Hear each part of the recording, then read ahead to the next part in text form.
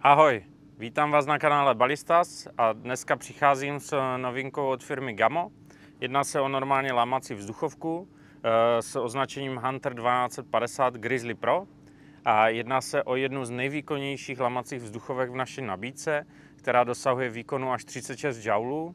A je to opravdu kus zbraně, takže těžší, ještě včetně toho puškohledu, když už je nasazený, tak je dost těžká, ale zase na první pohled a i na první úchop ta zbraň na mě působí kvalitně. Je to podobné jako ty základní modely od firmy Weihrauch. I ta cenovka této zbraně je kolem 10,5 tisíc, takže uvidíme, co ta zbraň dokáže.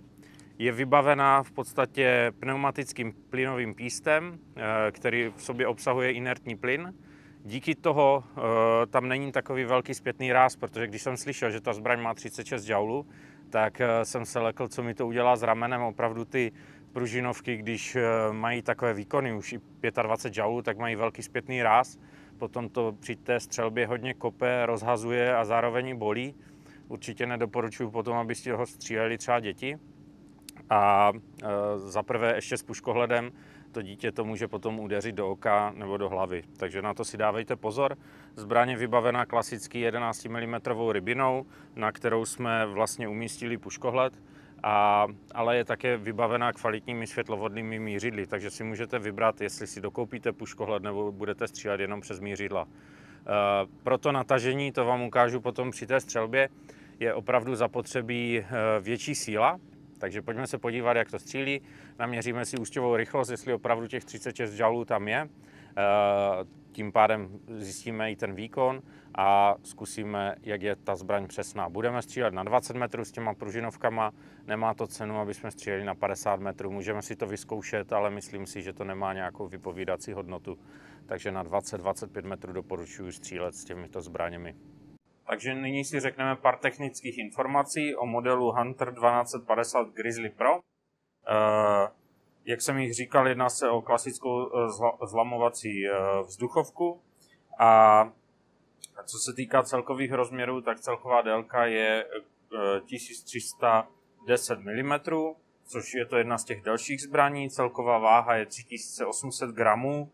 Zase je to váha bez puškohledu. U toho puškohledu nebo s puškohledem bude váha mezi 4,5-5 kg. Záleží, jaký puškohled a jakou montáž na zbraň umístíte. Když se podíváte zde do zadní části vlastně pažby, tak zbraň je vybavená pěknou gumovou bodkou, který má absorpční systém, kdy můžete jednotlivé dílce z dané bodky vytahovat, dávat zde měkčí, anebo tam nechat pouze otvory, kdy zase ta bodka je potom při té střelbě menší a měkčí a absorbuje více toho zpětného rázu. Pažba je klasická buková, je krásně opravdu zpracovaná, kdy spoušť je zde sportovní, je to takzvaný CAT systém od firmy Gamo, kdy vlastně je nastavitelný nebo ta spoušť je nastavitelná ve dvou krocích. Ve spoušťovém nebo u spoušťového mechanismu je taky umístěna pojistka, která není automatická, ale vždycky musíte přemáčknout, buď ji dát k sobě, do stavu zajištěno, anebo od sebe, kdy je zbraň odjištěna. Na vrchu zbraně je 11 mm rybina, na kterou můžete namontovat lištu, v případě jakoukoliv montáž a k tomu dát puškohled.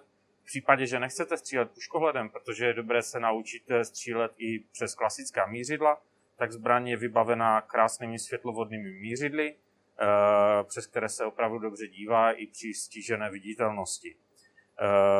Dále, co se týká vlastně koncové části hlavně, kdy hlaveň je dlouhá kolem 540 mm, tak na koncové části je umístěn speciální moderátor zvuku, který častokrát u lamaček bývá v podstatě jenom pro nějaký design, ale zde, když je ta zbraň vybavena vlastně plynovým pístem, tak opravdu i ta střelba je daleko tižší díky tomu moderátoru zvuku.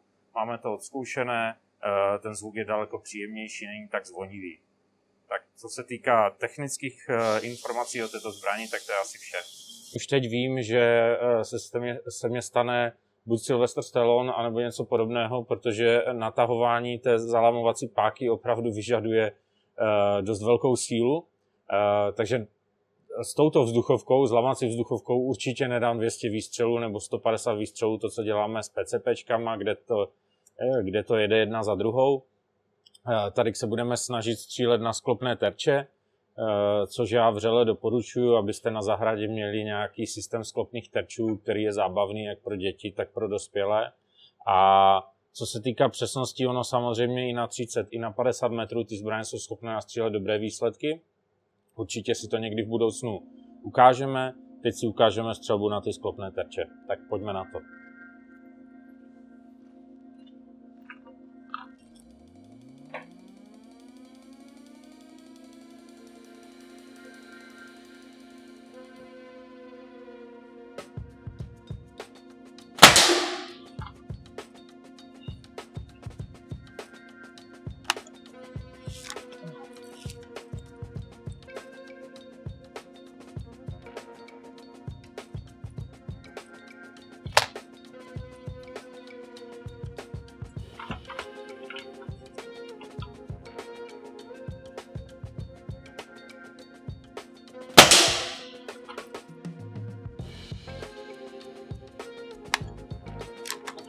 No, ta síla k tomu natažení je opravdu potřebná velká.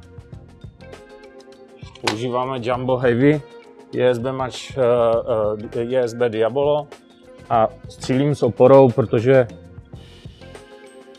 tam máme kamery nastavené a nechci je zničit.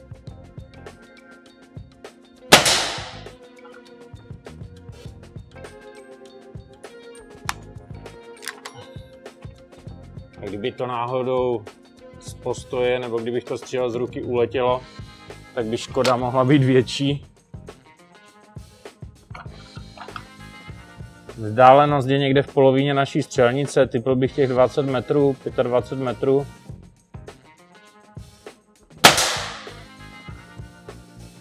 A výkon vidíme, že opravdu je kolem 35, 34, 6 joulů.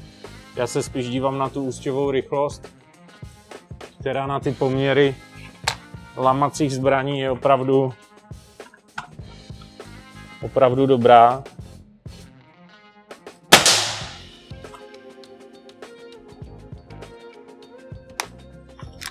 Jo, zase máme 34,88, 241 ústěvá rychlost, předtím bylo, myslím si, 240, takže ta konzistence je na vysoké úrovni.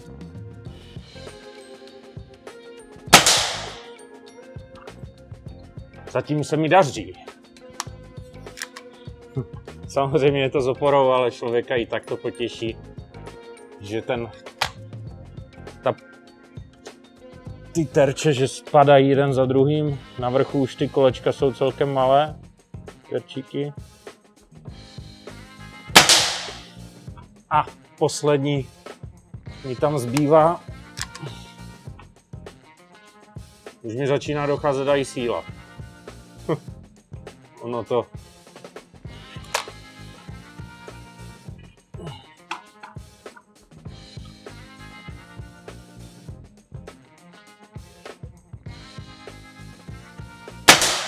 A je to tam. Všechno dole.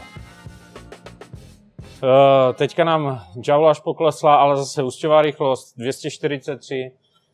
Jedná se o jednu z těch drahších vzduchovek, cenovka je kolem 10,5 tisíc.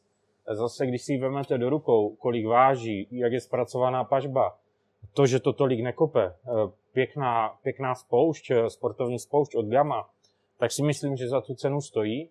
Doporučuji na ní koupit nějaký opravdu dobrý puškohled, protože vždycky nám volají zákazníci, co si dát na lamací vzduchovky, jestli puškohled za 1000 korun, za 1500 korun.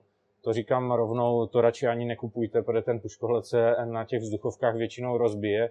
Rozbíjí se na ním i ti těžší, protože ten zpětný ráz tam je úplně jiný než u palných zbraní. Ono to nejde jenom jedním směrem, ale je tam vibrace a jde to oběma směrama. Pro ty puškohledy jsou vzduchovky to nejhorší, takže bohužel na tom nemůžete ušetřit. A za mě, já bych si radši koupil lamačku tady v téhle cenové relaci, než levnější s pružinou, protože vím, že ten zpětný ráz je daleko menší, ten výkon i při 36 joulech byl ten zpětný ráz úplně v pohodě za mě. Takže já dávám palec nahoru, tady tuhle zbraň ke koupi doporučuju a je to i pro náročnější uživatele lamacích vzduchovek. Mějte se a vidíme se příště.